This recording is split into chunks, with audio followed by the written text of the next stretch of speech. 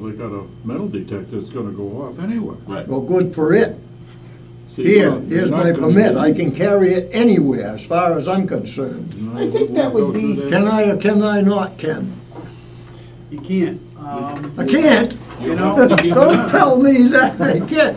well, you're just answering the question. My grandfather told me there's no such thing as I can't, but I might have to pay the penalty. Oh, there you go. You answered your own question. Yeah, you He answered always your has own the question. answers. But I don't understand that. Well, envision this. Envision that Marty was in court for whatever reason, okay, and you were there to support him, okay, Right. and you were allowed to bring in a gun, and you've got it concealed because you've got the permit, and the chief says it's okay and everything, Right. and we're allowing you to get in there, and things go bad, and things don't go Marty's way, and you don't particularly like that. And I blow And my you're so shit. mild-tempered, Oh. right? I just think it doesn't mix well. That's where I was. I believe in the right to carry, but I have to say that carrying them in a school or in a courtroom just doesn't seem logical. You know what I'm saying? Oh, he Doesn't- carries a gun in the courtroom. Yeah, but I also have a badge on now. There's a difference. I tell you what we do though, when police officers come in for divorce court or a district court or whatever, they lock their guns away. They're not allowed. If they're on a personal What are level, those badges? you want a badge. Ken's over there waiting for you. And then Ken's got a Oh, question. Ken's going. Everybody knows I'm very pro-gun. And I'm very pro-law. But, you know, the thing is, everybody wants laws. You don't want oppressive laws. But are there reasonable laws that we can agree on? There's probably a couple of places that we can agree that for the purposes of peace and keeping order, we could check our guns. I personally believe checking the gun in the courtroom is a good idea. I've been in the courtroom. I see how emotional it gets. I also think that people who sit up on top of a bench or whatever need to be able to make a decision without the fear of a reaction and who's going to shoot me. Whether you like the decision or you don't like the decision, I should be able to sit up here, make a decision, and not wonder whether somebody's going to overreact to a ruling. So there's a couple of places.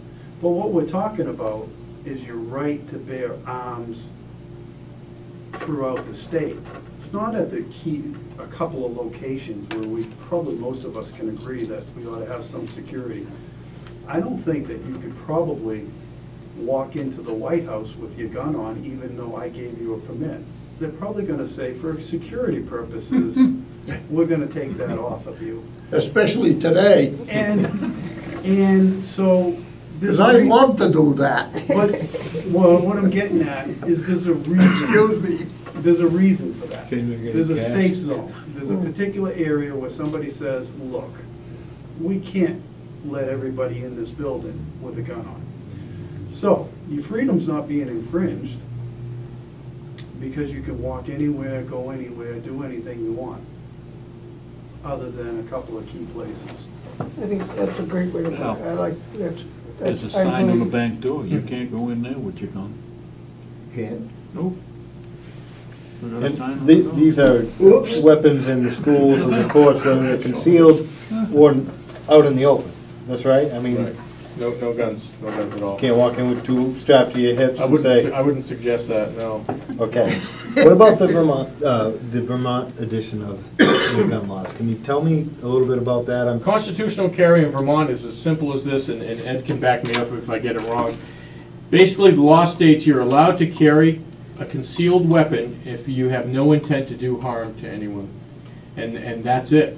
That's all they do, and it works for that state. Our chief here is in favor of a constitutional carry, and he's the one that signs the permits to carry concealed, but yet he would be in favor of that in the state. I think it's going to come back again. It got, I know it got vetoed by the governor, so I see it coming back again, but that's how Vermont does it. It's a good approach.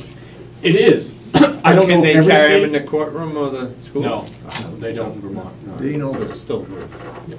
Montana's the same way. Is it, You can carry a gun anywhere you Yeah. want. Yeah, but Handgun that all the mean, way. that also means that you've got to, you cannot have felonies or anything on your, that wouldn't be in good standards, correct? I Right. mean, you can't just be somebody off the right, street. that's a federal law, felony crimes, they Doesn't allow. can't, they cannot have. And that's in Vermont also, that's Right. not, you lose your constitutional right to bear arms. Excuse Yeah, you me, yeah. can't- Which makes sense, You can't vote either, if you got a felony. correct. Right. Can you carry them in the churches? Into the churches? Absolutely. Yeah. It's called Is that church how guns. dangerous? Church guns are smaller, they fit well. So Al, I think there's that balance there, if I could for a second. That balance of, you want to carry a gun in a courtroom, maybe because somebody else carries a gun in a courtroom, like somebody with a badge. But just say that,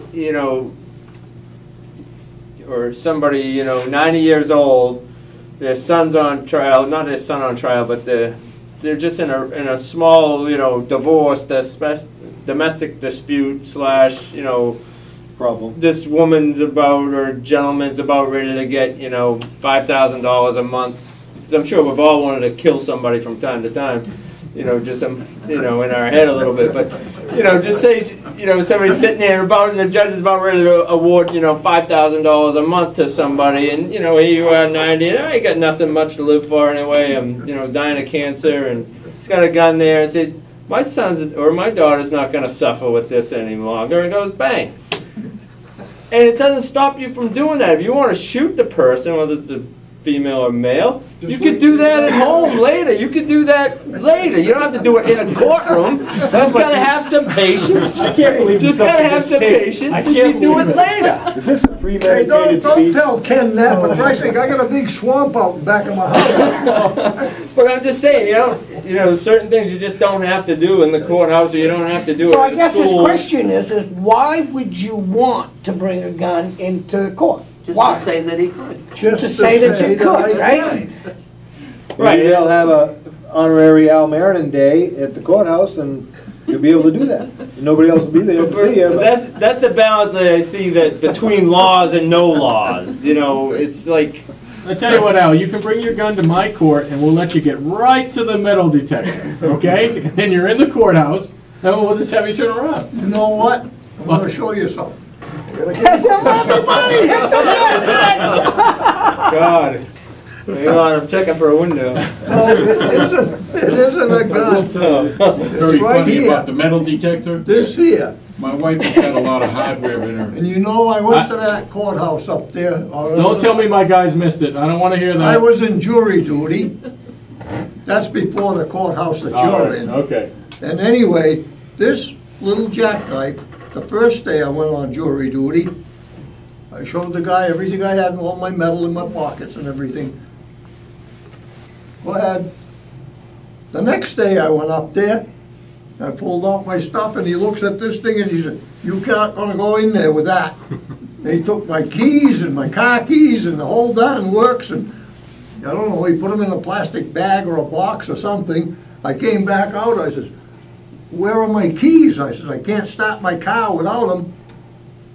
He says, "Do you have a slip?" I says, "A slip for what?" He says, "Did he give you a slip for that?" I said, "Give me anything." All he did was took everything away from me. And he finally pulled the things out and I says, "Yeah, that's mine right there." And I got it back. Now that's a strange one. The day before I went in, that was Right. in my pocket. The guys, "Go ahead, you're all set." It was okay The the day next before. day, I thought I was Not gonna okay get that locked day. up. Hold on one second, Ed, I think you had something. Well, yeah, the Stratford County courthouse, it doesn't really matter what you walk. You can walk in there with a gun, I'm sure. Because my wife has a lot of hardware in her legs and her arm. And it never goes off. It never went off during when we had to go to trial down there for the accident. Mm-hmm. You go to the airport, lights up. Depends on their setting. I wouldn't trust the No, courthouse. No, depends on their setting. Ed?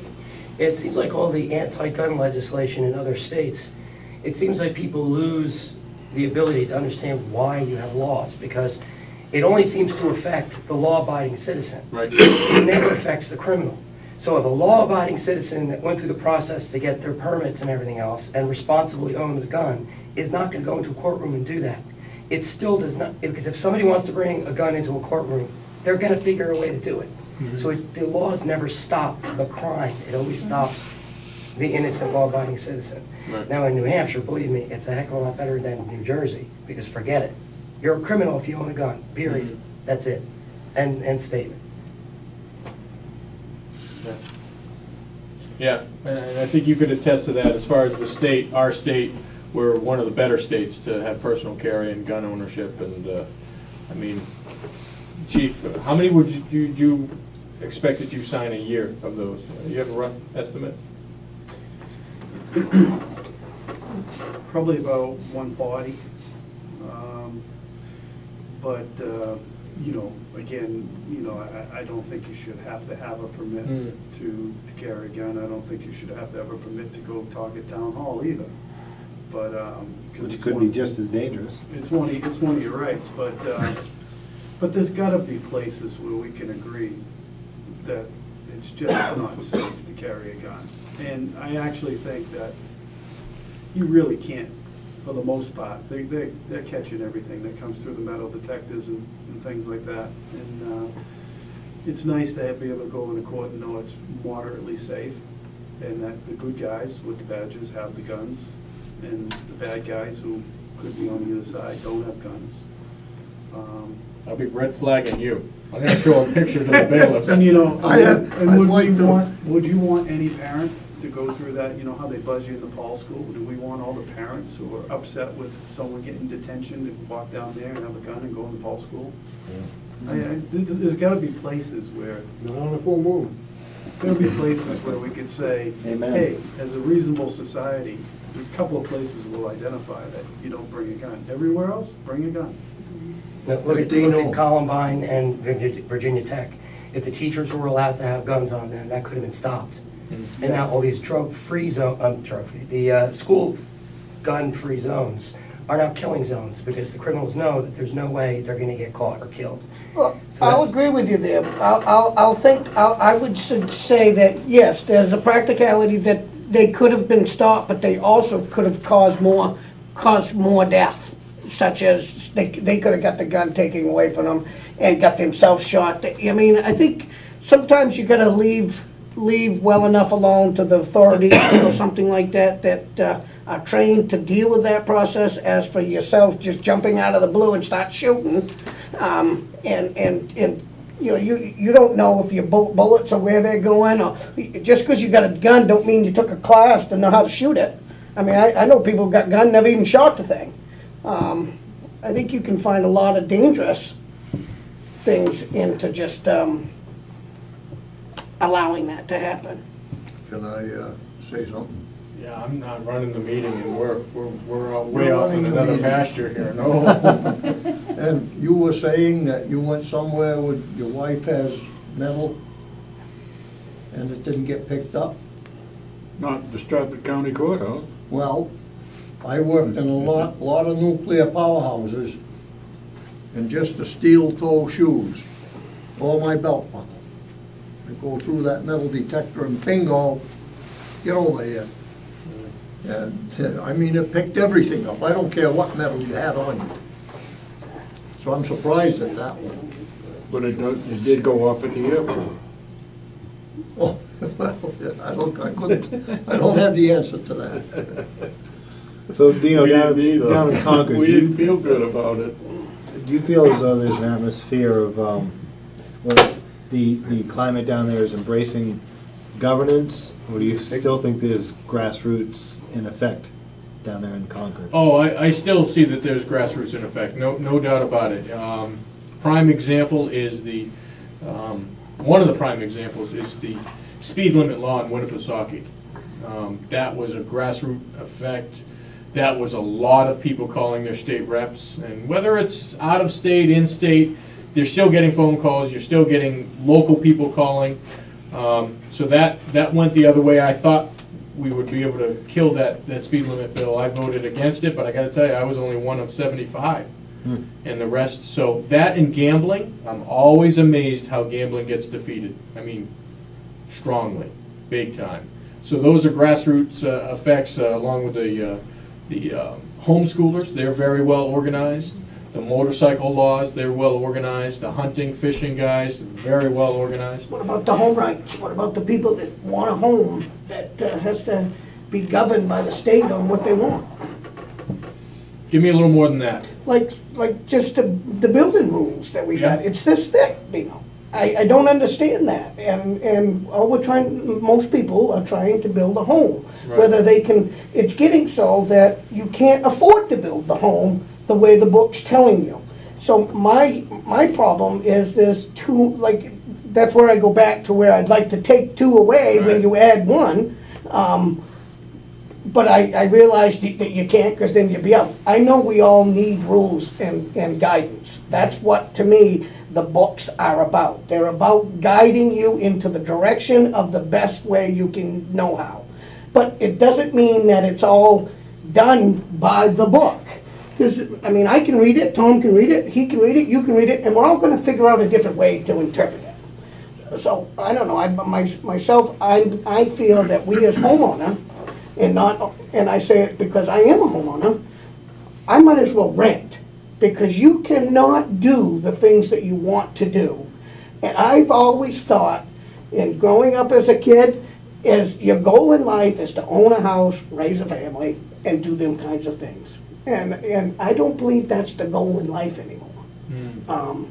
Well, a couple points on that. One of them was, and you and Tom would remember this, you remember the sprinkler thing was coming in, and that got defeated. That was well organized, but they wanted to put a sprinkler in every new constructed home. And that got defeated. So that was a case of your lobbying group got behind it and defeated that. What you're also talking about is, I think, what do you guys use? Is it called BOCA? Is it the BOCA? No. International 2009 It's different than Boca now. Residential Code. I think what bothers me on that stuff is, and maybe you'll agree, but Wakefield can't have its own regulations of what they feel a house should be. There should be some baselines and a foundation, but every time this international group puts something on there, it's so broad-based across the state. Our homes aren't like they are in Arizona or in California, and I know they have different equations for everything like that, or Europe. Are there European homes in there? International Building Code. International Building Code. That's your problem right there. They're taking away all this local control stuff. Okay, so my question to you is, where do we stand, or how do we stand to solve that issue so that we can give the right back to the forefathers to allow them to make that decision? They don't want it, they're dead. I can tell you that there are bills that pop up from time to time. I don't recall any that are specific to that, but they pop up from time to time saying New Hampshire will no longer be part of, let's use your group, the International Code, etc., will no longer be part of that group, and then New Hampshire would stand on its own. What happens is the big boys in D.C. say, if you leave this group, you automatically lose X amount of dollars. And this happened with the seatbelt. Seatbelts 3 years ago. I had a guy sitting behind me, and I was about to vote for the no seatbelt law. And he said, you know, if you vote for this, we're going to lose $3.2 million. And I said, bribery, ain't that against the law? Yeah, right. And I said, well, you know, my constituents' liberty, there's no price on it. You know, and you know that we're almost as high as Massachusetts in seatbelt retention. Every time we get in the car, we're at like 70-something%. And Massachusetts forces you, and they're just a couple of points ahead of us. If you look in your Constitution that you have there, look at the Bill of Rights, look at the 10th Amendment. Now, some people call that states' rights, but that's really not correct. It's enumerated powers. And so, what was passed out to you when you came in here tonight, Agenda 21, and all these other international things connected with the UN and so forth and so on, we have had quite a few bills up at the State House trying to fight that. You know, and years ago when Sandra Day O'Connor and Justice Kennedy said we have to adjudicate according to international law, they should have been tried for treason. They violated their constitutional oath. We have a constitution of our own. We owe no allegiance to any other country or any other body of law. That is totally false, but we are following along, and as Dino has just explained, the thing that scares everybody is, well, you're going to lose this amount of money. You're going to lose this. Well, keep your money We'll keep our Constitution. We didn't need you before internationally. We don't. We pay for the UN. They don't pay us. And they're trying to control the Treaty of the Sea, international gun laws, and all these other things. This is probably one of the most horrendous aspects that we're facing statewide across in every state. And many of the states are fighting against it and winning. In order to, go ahead, Ed. I have to make a comment. I know, I want you to, go ahead. I mean, as elected official, I'm sure you saw this before, right? That resolution? You all Yes. have a copy of it? Yes. Now, I wanted to ask you, how did you vote on the amendment to SB 217, which banned towns and political subdivisions in the state about using ICLA, the International Council on Local Environmental Initiatives? Because it passed the House by 207 to 99. I was just wondering how you voted on that. Sorry if I caught you off guard on that. No, that's okay, Ed. I honestly think, I don't remember it that well, so I think I might not have been there that day. I'll have to look at my record. Well, Wolfboro, Keene, Epping, and Portsmouth, I believe, is part of the International Council on Local Environmental Initiatives. That group or that organization helped author Agenda 21. One of their principles is that private property is unsustainable. And I just want to make sure that you're aware that all Republican candidates are supposed to know about this resolution and reject anywhere that anything comes across their desk that even remotely looks like it's from Agenda 21. Right. I have good news. First, I also I testified on SB 217 about Agenda 21 along with a lot of other people. It's still in the Senate right now. Okay. Alabama just passed SB 477. It passed it. Their governor signed it. It's law, stating that anything that's to do with Agenda 21 cannot go through in that state. And there's a copy of this. This, or something like this bill from Alabama, is going to come across to you.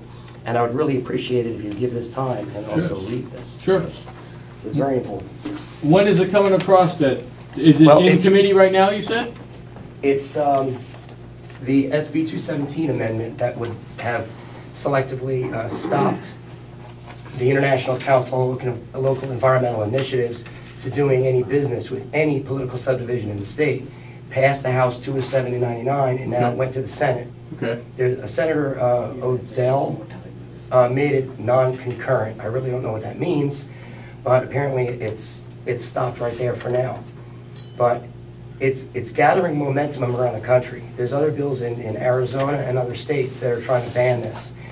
This is specifically has to be banned because Article 1, Section 10 of the Constitution states that states and political subdivisions cannot have arrangements with international powers.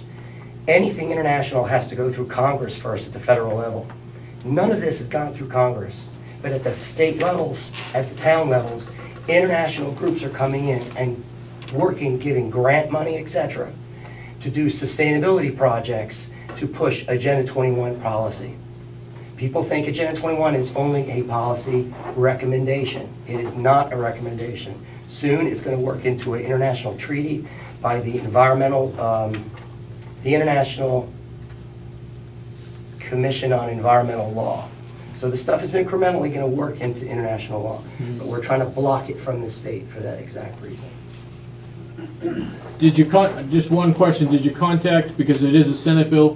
Did you contact Senator Bradley and whether an email? I have an appointment with him, okay. And I also am working with Ann Cartwright, who is she came up with the bill.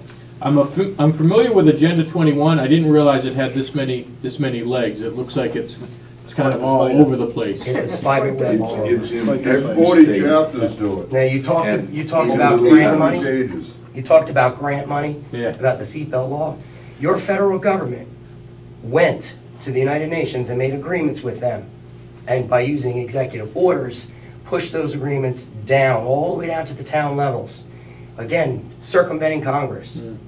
But because there's a lot of federal money attached from HUD, FDA, and other departments, the states gladly take the money. And when you take the money, half of what they're asking you to do is to promote this. I'm also Brookfield's commissioner on the regional planning commissions. those 9 regional planning commissions in this state are promoting Agenda 21. They actually are so threatened by people asking them about it, they came up with a boot camp. Their planners have to go to a boot camp to learn how to fight the public on Agenda 21. They're also hiring very high-end, very expensive public relations companies like Action Media to go to towns and selectmen to push them into agreeing to this stuff. And this town is going to be approached with the Granite State Future Agreement. It's under another name now because people have gone on to it. Now it's called Sustainable Cities Agreement, where you're going to be asked to, again, incorporate Agenda 21 principles into your town. And people don't know what it is, and selectmen are ill-equipped to understand where it's coming from. And we need to push back on this, mostly because we're not going to get representation if the United Nations is inserted between the citizen, the selectmen, and the representatives. Thank you, I made my little Good dissertation point. there, so. Good job. Excellent point. You're right. Tied up with the World Bank, the International Monetary Fund, and the World Trade Organization is where a lot of this stuff is coming from too. And we've been in that for so long. It's, I don't know if it's hopeless or futile to try to kick ourselves out of that stuff, but It's not hopeless. It's difficult, but it's not hopeless because we still have an extant constitution. It's still there. It may be circumvented, like Ed said, by executive order. Treaties can only, according to the Constitution, be ratified through the Senate. And so if the president, and this whole idea of executive orders and everything was never intended by the Founding Fathers to be used as a way of circumventing the people's house. It was simply to handle, at the executive level, emergency situations if Congress was not in session. The other thing that's happening across the country is many of our national historical sites, which I personally visit very abundantly throughout the country, that tell the true story of America, how we were founded, like the Forefathers Monument in Plymouth and places like that, even Independence Square in Philadelphia. That's also part of this, that they want to take over those things. Now, why would a foreign power, a foreign international agency, want to take over our historical sites? Well, you don't have to be a rocket scientist to figure that out. It's so they can destroy them, refurbish them, use them for something else, and eradicate the truth of what America is and how America was founded. that's homogenization. It's basically the movement towards a one world government where you have to eliminate the sovereignty of individual governments and individual countries. And incidentally, as I'm sure when you're reading, Charlie, in the Constitution there, you will see, we are not a democracy. Or a republic. The word is not there. We're a constitutional republic. And so as a constitutional republic, we're a sovereign nation. And so the issue of having our national government be eradicated, even down to the local level. And you made the point, and it's a very well taken point. Most Americans want to work hard, have a home, and raise a family. I mean, I know that sounds very simplistic, but I think that's what most people want, but you won't be able to do that. I saw it in Romania. Let me tell you something. I vowed when I was in Romania that I would never let this happen in this country. Never. And I'm a Mayflower descendant. Never would I let this happen in this country while I had breath in my body. So you own a gun. Yeah, there's a few. Ed, I have a question for you. Is one of the legs of this Agenda 21 the UN International Gun Law? Are you talking about the one that Hillary Clinton is? Yeah, the one that Hillary Clinton's behind. Well, I mean, it's part of it. Yeah, but it's the same idea, that we adopt UN rules or global rules for that matter, and we're supposed to fall under that as being part of the UN. Because that one I've been keeping on the radar. It's the same type of thing? Same thing. The most recent thing you're going to hear about is the Law of the Sea Treaty, which basically is going to, under the guise of environmental purity, is control the seas, or any water actually anywhere. They're already incrementally doing this with the Clean Water Act. We start the Clean Water Act, they infiltrate and then put their policy into that, expand it, and it always attacks private property. I mean, there's areas in this state where it started off, the water was controlled by the zoning and planning by maybe